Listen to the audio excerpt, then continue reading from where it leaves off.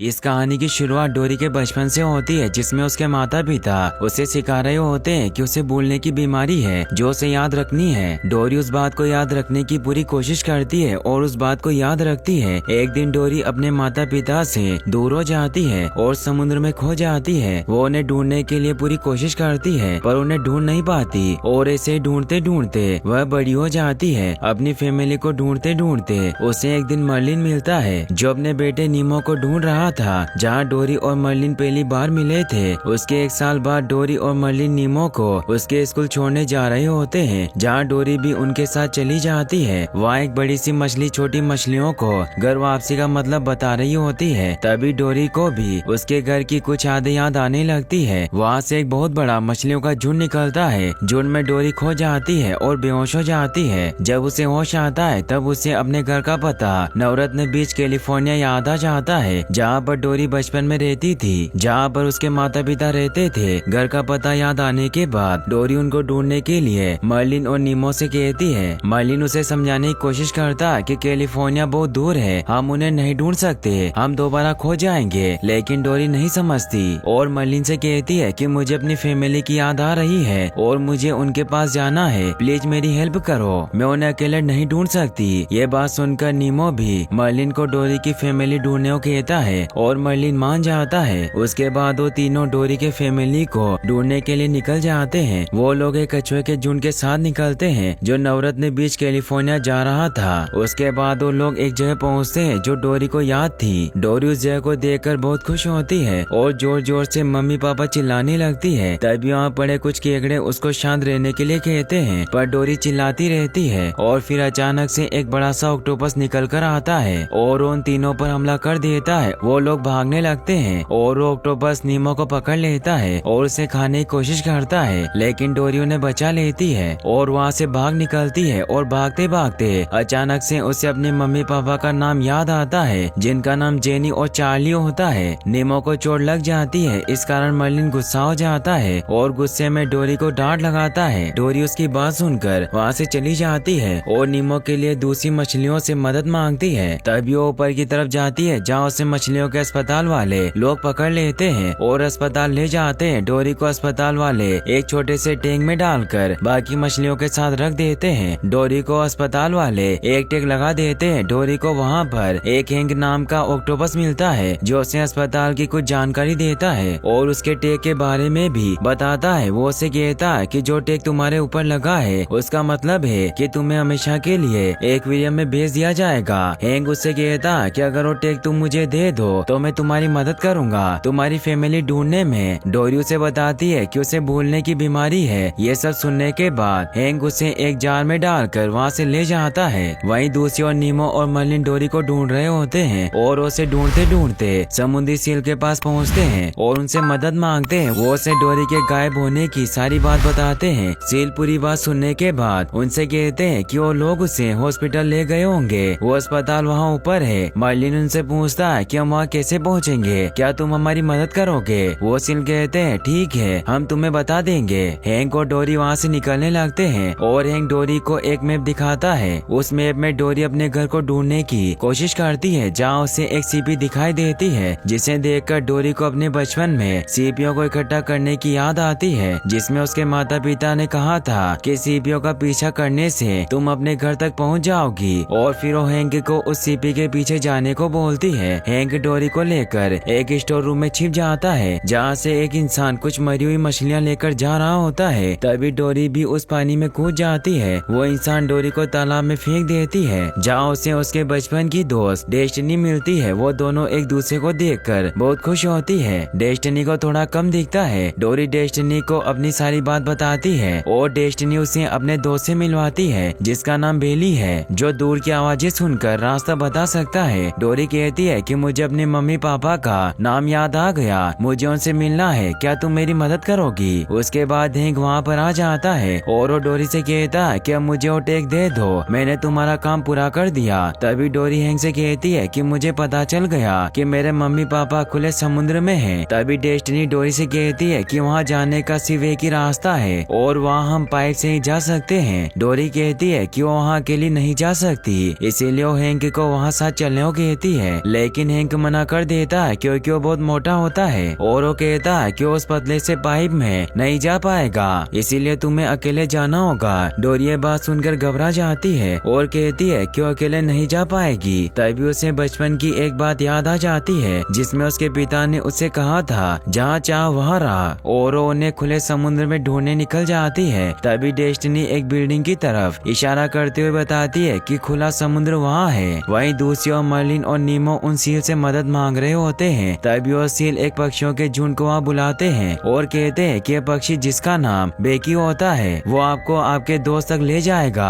बेकी उन्हें एक बाल्टी में डालकर अस्पताल की ओर उड़ जाता है। हैंक और डोरी एक बच्चे को घुमाने वाली गाड़ी में बैठ जाते हैं और छिपकर खुले समुद्र की ओर निकल पड़ते हैं। रास्ते में हैंक डोरी से कहता है कि खुले आसमान का बोर्ड पढ़ते हुए जाना। तभी रास्ते में वो लोग एक बच्चे से टकरा जाते हैं और बच्चे के हाथ से पॉपकॉर्न नीचे गिर जाते हैं। वहीं दूसरी ओर से मर्लिन आ रहा होता है। बेकी उन पॉपकॉर्न को नीचे देखकर मर्लिन और नीमो को एक पेड़ पर लटकाकर पॉपकॉर्न खाने लगता है। मर्लिन उस पेड़ से उतरने की कोशिश करता है जिसके कारण वो हवा में उछल जाता है और मर्लिन और नीमो दूर एक एक्वेरियम में जाकर गिर जाते हैं। हैंक और डोरी समुद्र को ढूंढने की कोशिश करते हैं। डोरी खुले समुद्र के साइन बोर्ड को पढ़ने की जगह दुनिया का नंबर 1 चश्मा साइन बोर्ड पढ़कर उसकी तरफ बढ़ जाती है और गलत रास्ते चली जाती है। यहाँ पर कुछ बदमाश बच्चे उनको पकड़ने की कोशिश करते हैं। डोरी को उसके बचपन की कुछ याद आती है कि उसके माता पिता ने उसे कहा था कि बस तैरते रहना है, और उसके बाद वो दोनों तैरते रहते हैं और किसी तरह से बच्चों से बच जाते हैं और उसी रास्ते वो लोग खुले समुद्र तक पहुँच जाते हैं। मर्लिन बेकी को वापस बुलाने की कोशिश करता है लेकिन वो वापस नहीं आता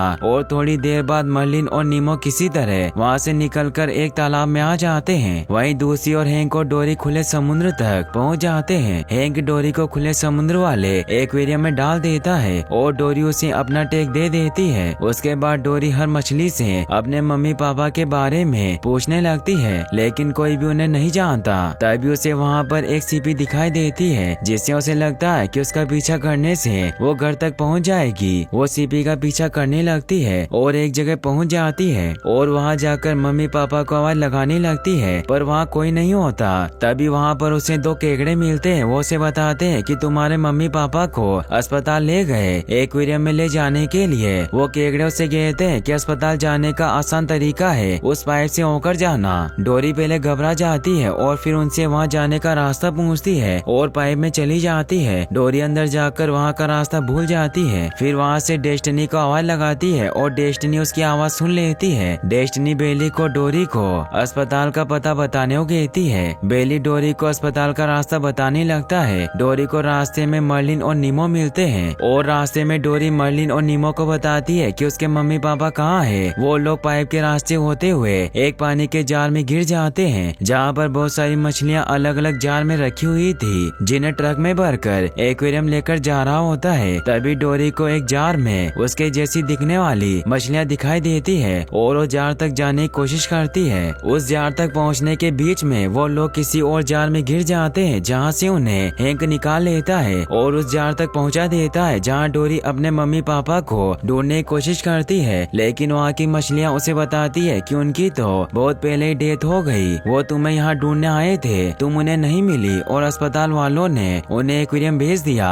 यह सुनकर डोरी बहुत सदमे में आ जाती है। उसके बाद जल्दी जल्दी में हैंक डोरी को बाहर निकाल लेता है लेकिन मर्लिन और नीमो उसी जार में रह जाते हैं। उसके बाद डोरी कैसे भी करके बाहर निकल आती है और मर्लिन और नीमो के बारे में भूल जाती है और बाहर आकर वो उन दोनों के बारे में पूछने लगती है लेकिन उसको ये याद नहीं होता कि वो किसके बारे में पूछ रही है। वो रोने लगती है और इधर उधर घूमने लगती है और ढूंढते ढूंढते उसे वहाँ सीपीओ की लाइन दिखती है और वो सीपीओ की लाइन के पीछे जाने लगती है। जैसे वो आखिर में पहुँचती है तो वो देखती है कि वहाँ 2 मछलियाँ हैं और वो 2 मछलियाँ और कोई नहीं बल्कि उसके माता पिता होते हैं। वो उन्हें देखकर बहुत खुश होती है, उनको अपने बारे में बताती है और बताते बताते ही उसे मर्लिन और नीमो के बारे में याद आ जाता है और वो मर्लिन और नीमो के बारे में अपने मम्मी पापा को बताती है और कहती है कि मुझे उन्हें बचाने जाना है। वो उन्हें मर्लिन और नीमो के बारे में सारी बात बताती है। उसके बाद वो डेस्टिनी और बेली को बुलाती है। यहाँ डेस्टिनी और बेली दोनों कूदकर समुद्र में आ जाते हैं। डोरी डेस्टिनी को अपनी सारी बात बताती है और कहती है कि हमें उस ट्रक को रोकना है जिस ट्रक में नीमो और हैंक के एक्वेरियम जा रहे थे और बेली अपनी पावर से